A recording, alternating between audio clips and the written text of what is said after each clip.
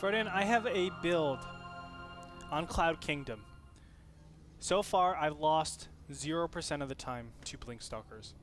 Is it the build that you tried to teach Huangson? Yes. The Century Gateway, Century Immortal? Yes. It's Century Immortal with a single Colossus. Oh, well that's interesting. I haven't seen It's that just in a a while. one base all in. You didn't by any chance teach Huangson that build he used 2 weeks ago, did he? Where he went like really fast expand into No, you don't get an expansion. A canceled Void Ray into double Robo Colossus into Mothership. Sounds like me. Off 2 base. Sounds like me a lot. Dude, It Void was Rays so are OP, weird. man. No, it was like he had like 4 Colossus and a Mothership and like 5 Stalkers / Zealots. It was like that's all he had, and like, and then I think was it Vibe he played last week. He just walked up and killed him. Like it didn't even matter. He just made Corruptors and Roaches. I was like, oh well, that was an interesting game. Not against Zerg though. It was against Protoss. Very different. Wanson's like, yeah, if he goes Max implications. Roach, I win. We're like, okay. He won the series, which was really fun. Yeah. But But who I was really so goes Max surprised. Roaches anymore? no one. That's why I was so Nobody. surprised. Huangson's like, yeah, if he went Max Roaches, I win. I'm like, Huangston, that's an Huangston. awesome build a year ago, man. Like, Stefano won IPL3 doing that. That was a year ago. Yeah, man. Seriously. Against Infestorland, not so much. Actually, fun fact, this day in StarCraft 2 history, Leenock won MLG Providence the first Look time. at that. Leenock, one of the not so up-and-coming Zergs. This guy is He's so probably the good. hottest Zerg in the world, I think, behind Life. Probably one of the biggest aggression Zergs that I've ever seen before. Of course, Life is up there as well. July Zerg, another one of those players. Big stark contrast when you compare it to someone like Stefano, Chef, you know, those Nurchio, those other Zergs that really rely on just stable macro going into late game, Broodlord Infestor, and just owning it up at endgame. Could not agree more, Andre. Now we see that the opening builds have been revealed. We see Oz does go for much earlier second gas. This is something he's been changing up. In first game he went for a delayed gas. The second game he's going for more of a standard time gas. Now he's going for a very early one. Now Naniwa, how does he respond to this? Naniwa's been playing really good. He's been doing his style and trying to react based off what he knows of his opponent. So he goes Zealot Sentry once again. But what would you like to see Naniwa do on this map? I'd love to see Robo. I think Robo is actually the best style you could possibly do on this map. Just because you can get 3 Immortals out, a single Colossus, and just some gateway units. And a lot of times Blink Stalkers, people say, oh, it's so good, it's so good. It is, if you're trying to defend your main. But you can actually just go for a complete base race and say, well, if you're going to rely on Blink Stalkers to stop me from coming outside my base, what I can do is actually just kill the other half of your army inside your base, let your Blink Stalkers do all the work. Yes, let's go into base trade, but I'm prepared for the base trade. I know to save up 400 minerals and then to bring all my probes along. That's a really good way to do it. Instead, he's going Stargate play. Wow, that's actually really surprising to me. He's still going to have trouble, though, Andre, because Oz went for an 11 gate. I actually forgot to mention that because his warp gate is so much faster. This is a build that Oz pioneered in PvP that was so, I guess, revolutionary at the time because you can go for seemingly, it looks like you have so many Stalkers as if you went for 4 gate, but you go for double gas, reduce the amount of gas you intake by only having 2-3 probes on per gas, and they're able to squeeze out so many units. But I feel like with the Sentry energy that he's accumulated, Naniwa should be okay to hold out for a while. He's fine. Just to let you know, you need exactly 3 sentries without Warp Gate to be able to chrono boost out 2 more sentries in order for you to get the 5 sentries and the maximum force fields. Or not maximum, infinite force fields. That way, once you force field, some other sentry will have enough energy to actually force field again. But you need perfect force fields. That means you need to bring it down to the very last second, like Naniwa is doing. He's going to go ahead, scout out, see what's going on. Is this going to be gateway pressure? Is this going to be Blink? Which, of course, we know it's Blink. And then he's going to fend off very easily. It looks, for all intents and purposes, like well, not necessarily like a 3-gate, because you see there should be more units warping in. Oz really wants to see the top of the ramp, but he sees 4 streams of sentries. And Oz, of course, is just waiting for Blink to finish. Wow, man, Oz. I I mean, I think these Zealots and Stalkers should get the memo that there's no ability. They've been walking there for a long time, man. Frodan, there's an incredible amount of time for Naniwa to actually react to this. From here, he's just going to get the Immortal. As soon as the Immortal comes out, what can you really do? Oz is actually supply capped at this point.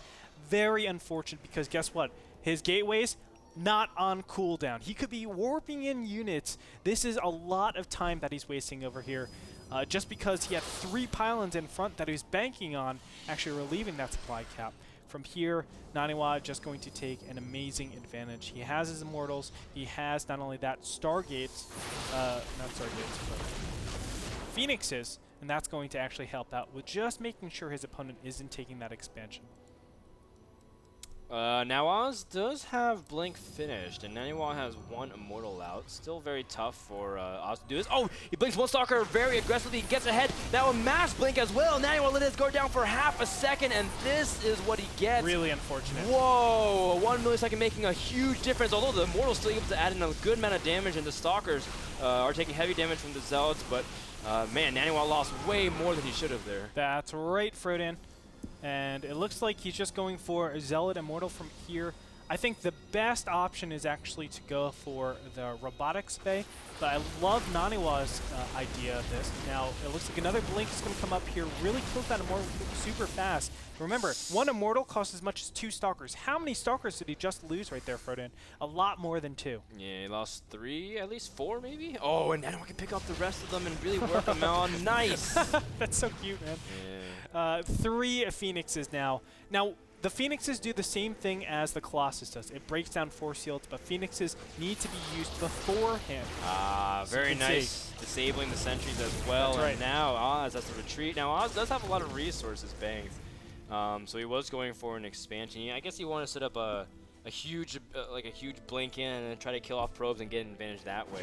You still kind of can, although Naniwa, his Phoenixes kind of prevent that. That's what's so interesting because we don't see Phoenix opening that often on Cloud Kingdom. But that kind of denies the ability for for Stalkers to kind of blink in. We see Liquid Hero do that quite often when he feels behind in PvP. Really nicely done. Actually taking an expansion. Wow, that's so surprising. I really feel like Naniwa can just really assert himself in here right now, take out this Nexus, and just basically have the most gigantic advantage ever.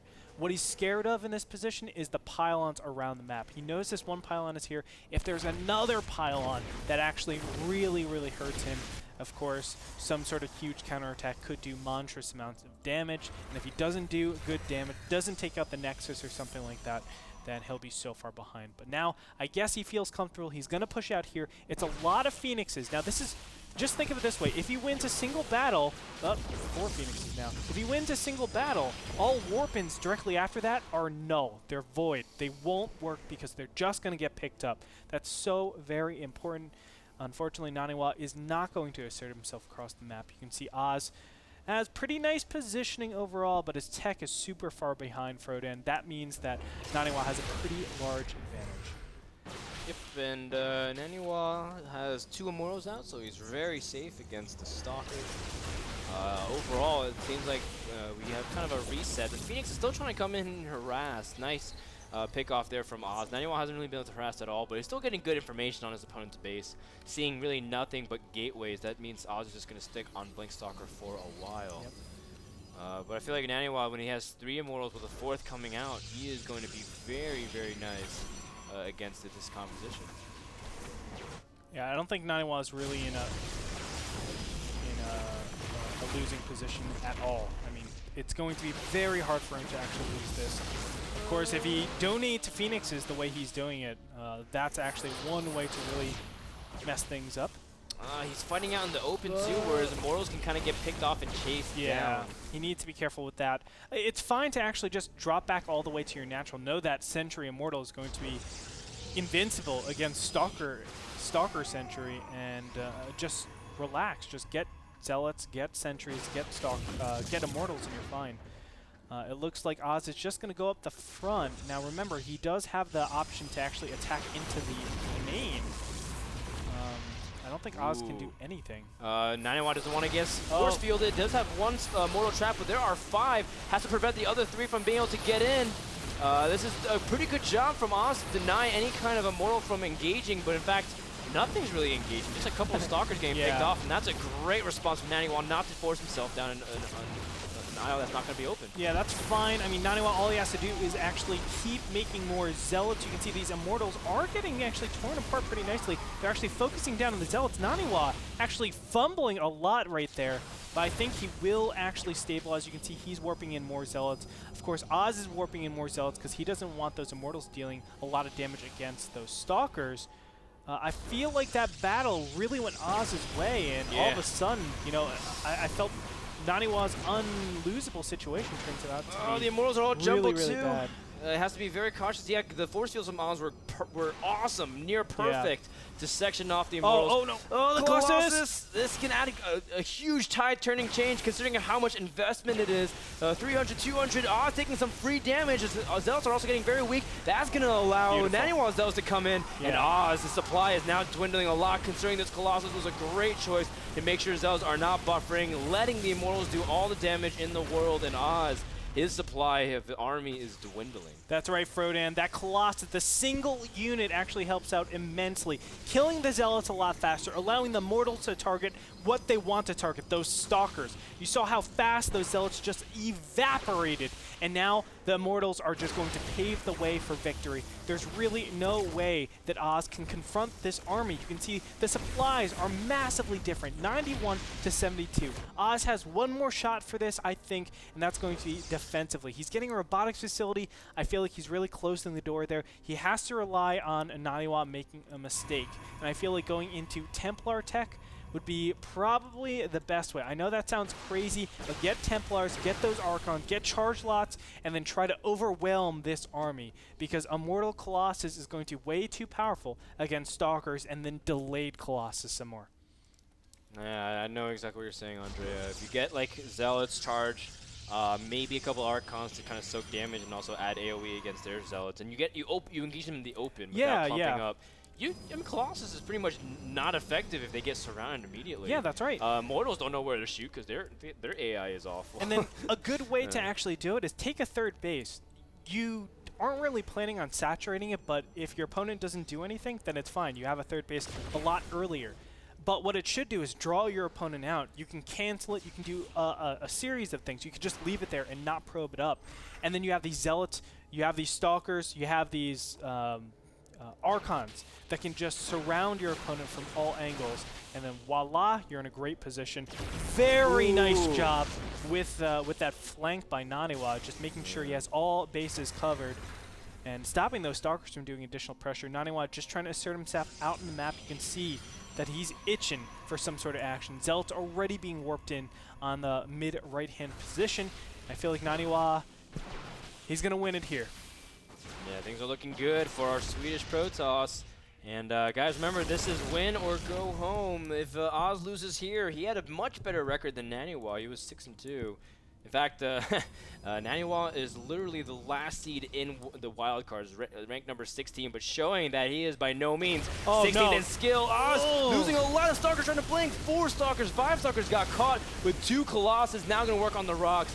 And he is knocking on the door. Oz has the final seconds of his defense. Double Robo Colossus pops out. That might give it up, but look at how many Zealots he has. There are so many Zealots, Frodan, and initially, I think Naniwa has it though, Frodan. There's just too much stuff. GG gets called out. Naniwa takes game number 2. Absolutely brilliant play coming out from him. You know, I was saying all these things, like Naniwa should do this, Naniwa should do that, but with the information that he was given, he made almost perfect decisions the whole time. I love the Phoenix Immortal composition in the beginning stages. It allowed him to do a lot of pressure, see exactly what his opponent was doing, disable those sentries, and give that Immortal, the Immortal main composition the ability to do the work, kill those Stalkers, and of course actually get in range of those Stalkers without being force fielded out.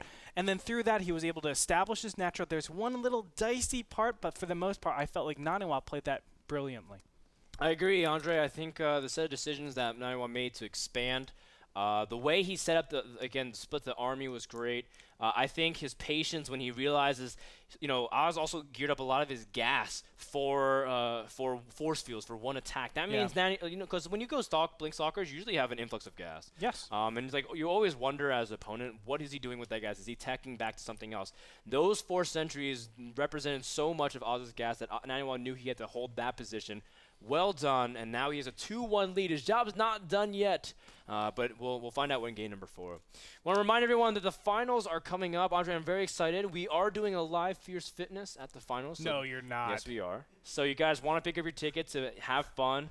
Lauren's also cosplaying and stuff. It's going to be a lot of fun. Is she going to Fierce Fitness in the cosplay? I don't know. Maybe we can debate about that. It's gonna be tough. No, I think the 80s workout gear is probably more appropriate. It's all for you guys. You want to come down to Center Theater in Long Beach, California. Pick up your tickets today. We also want to thank Epson, the #1 projector band worldwide. Check them out at Epson.com. While we're on the break, get ready for game number 4 between Naniwa and Oz. Don't go anywhere. We'll be back in just a sec.